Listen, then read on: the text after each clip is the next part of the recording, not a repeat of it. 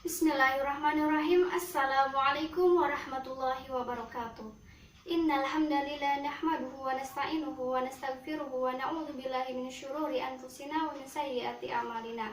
May yahdihillahu fala mudilla lahu wa may yudhlilhu fala hadiyalah. Wa asyhadu an la ilaha illallah wahdahu la syarikalah wa asyhadu anna Muhammadan abduhu wa rasuluh. Amma ba'du. Hadirin rahimakumullah.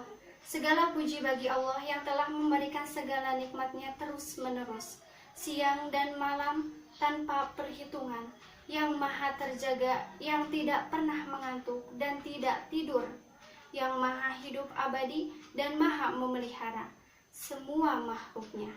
Pemberiannya tidak terhitung dan tak terkira.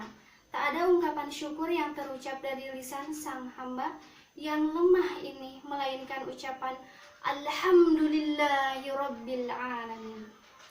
Salawat dan salam senantiasa tercurahkan kepada Nabi kita, pujaan hati kita, kekasih hati ribuan juta muslim di dunia, Muhammad bin Abdillah, yang berbudi luhur dan mulia nasabnya, dengan semulia-mulia ucapannya dan doa baginya.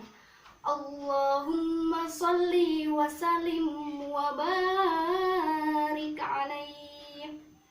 Hadirin rahimakumullah, cukuplah bagi kita sebagai generasi umat Islam saat ini, sebagai umat Nabi Muhammad SAW yang teristimewa, meyakini dengan sepenuh hati bahwa Al-Quran sebagai sebaik-baik petunjuk hidup, sumber kebahagiaan dan jalan keselamatan. Meyakini dan meridhoi semua hal-hal yang telah Allah atur dalam Al-Quran yang mulia. Allah berfirman, A'udzu billahi minasyaitonir rajim. Dzalikal kitabu la raiba fihi hudal lil muttaqin. Kalau kita meyakini Islam sebagai agama yang benar di sisi Allah, pasti meyakini pula wahyu Allah, yaitu Al-Quran, dan meyakini pula Nabi pembawanya, Nabi Muhammad SAW. Lantas bagi kita generasi muda penerus perjuangan Islam, apa percaya saja sudah cukup bagi kita? Pernahkah mendengar ungkapan kecil dimanja, muda poya-poya, tua kaya raya, mati masuk surga? Atau ungkapan udahlah, masa muda ini senang-senang aja dulu, nikmatin masa muda dulu aja. Sering kan dengar perkataan seperti itu, teman-teman sekalian? Salahkah ungkapan ini? Tentu salah. Mengharap masuk surga tapi tanpa amal solih, bagaimana bisa? Waktu begitu cepat berlalu. Di usia mudamu ini justru saatnya engkau banyak beramal solih. Kenapa? Karena masa muda ini masa dimana engkau sehat, engkau kuat, engkau mampu berpikir baik, mampu melanjutkan potensi, kesempatanmu luas membentang, semangat membara. Justru masa muda ini jangan disia-siakan, sampai banyak orang-orang yang menua akhirnya menyesal. Maka dari itu, saya di sini mengajak hadirin sekalian untuk kita ikhtiar menghafalkan ayat suci Al-Quran, kitabnya umat Islam, pedoman hidup kita di dunia dan di akhirat. Menghafal Al-Quran mempunyai keutamaan di dunia dan di akhirat. Keutamaan di dunia diantaranya adalah nikmat Rabbani yang datang dari Allah, yang menjanjikan kebaikan, keberkahan, dan kenikmatan, dan ilmu bagi penghafalnya. Dan para penghafal Al-Quran mendapatkan tasyrif nabawi, penghargaan khusus dari Nabi, dan seorang yang menghafal Al-Quran, orang-orang terhormat yang merupakan keluarga Allah yang ada di atas bumi. Terdapat poin penting yang mesti ditekankan oleh para penghafal Al-Quran. Mereka mesti mengikuti sejumlah aturan dan etika agar proses menghafal mendapatkan keberkahan darinya. Syekh Fakhtar Birqadar memaparkan sejumlah pondasi dasar yang harus diperkokoh oleh para penghafal Al-Quran. Paling utama ialah meluruskan niat. Jadikan motivasi satu-satunya menghafal Al-Quran, yakni mendapatkan keridhaan Allah Subhanahu wa Ta'ala, bukan berorientasi pada ketenaran, popularitas yang berkelindan dengan melimpah ruahnya materi. Nikmat dunia tak berbuah manis, tulisnya. Lihatlah kisah yang tertuang dari hadis riwayat Muslim. Mereka yang belajar dan mengajarkan kitab samawi itu harus menerima siksa lantaran tujuannya hanya ingin dielu-elukan manusia. Syekh Qahtani mengingatkan agar menyempurnakan proyek hafalan itu dengan praktik dan pengalaman Al-Quran. Amalkan ajaran, nilai, dan etika yang terkandung di dalamnya. Jadilah hafidz yang pionir dan selalu terdepan soal akhlak dan moralitas. Tetap tawadu dan tidak sombong di hadapan orang lain. Ingatlah, Al-Quran akan menjadi saksi kita di akhirat. Dan tetaplah konsisten mengulang-ulang hafalan atau murajaah. Ini agar anugerah berupa hafalan yang diberikan oleh Allah tidak sirna begitu saja. Proses mengulang dan menjaga hafalan justru lebih berat dibandingkan menghafal. Ada banyak media yang bisa dilakukan untuk proses murojaah, mulai dari menjadi imam sholat, mendengarkan tilawah melalui MP3, saling bertukar bacaan, dan sebagainya. Tentu ini akan lebih utama dan ditekankan dengan bimbingan guru yang berkompeten. Menurut pengalaman saya dalam menghafal Al-Quran, alhamdulillah saya mulai betul-betul menghafal Al-Quran semenjak saya berada di pesantren. Meski pesantren saya bukan pesantren tahfidz, akan tetapi di sana diadakan sebuah ekstrakurikuler yang disebut JMH atau Jami'atul Hufaz, di mana dalam ekstrakurikuler tersebut para santri berikhtiar menghafalkan ayat demi ayat dalam Al-Quran.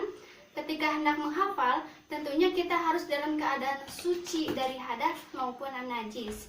Saya sering mendapat nasihat agar senantiasa meluruskan niat dalam menghafal Al-Quran, hanya karena mengharap ridho Allah Subhanahu wa Ta'ala. Saya sering menghafal di waktu pagi dan malam, yaitu sebelum tidur dan setelah bangun tidur. Untuk mengkonsistenkan diri dalam menghafal, kita harus memiliki jadwal khusus. Kapan kita membaca, kapan kita menghafal, dan kapan kita mengulang hafalan atau murojaah. Yang biasa saya lakukan ketika kita hendak menghafal, jangan langsung menghafal, akan tetapi seperti halnya kita bersahabat, yang pertama kita lakukan ialah perkenalan. Maka dari itu, kita pun harus kenali dulu ayat-ayat yang akan kita hafalkan dengan cara membacanya berkali-kali setiap waktu sholat. Jika mata kita sudah merekam halaman yang ingin kita hafalkan karena seringnya dibaca dan mulut kita juga sudah terbiasa mengucapkannya, maka di waktu sebelum tidur itu bisa kita gunakan untuk menghafalkan ayat-ayat yang seharian tadi sudah kita baca berulang-ulang. Maka akan terasa sangat mudah. Biasanya hafalan yang ke bawah sampai tidur itu sulit dilupa, dan lebih baiknya juga bahwa sebelum tidur itu yang kita ingat adalah ayat-ayat Al-Quran yang entah besoknya kita akan bangun kembali atau tidak, kita nggak ada yang tahu. Jika kita masih ditakdirkan berada di dunia ini, kita lanjutkan hafalan kita selanjutnya. Kita bagi setiap waktu sholat untuk murojaah hafalan dan membaca hafalan yang akan dihafal.